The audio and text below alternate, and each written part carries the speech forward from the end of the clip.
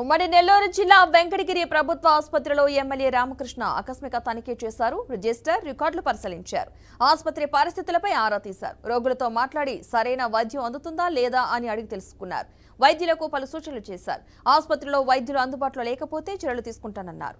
Kidney వ్యాధిగ్రస్తులకు dialysis అందుబాటులోకి తీసుకొస్తామని MLA Ramakrishna తెలిపారు.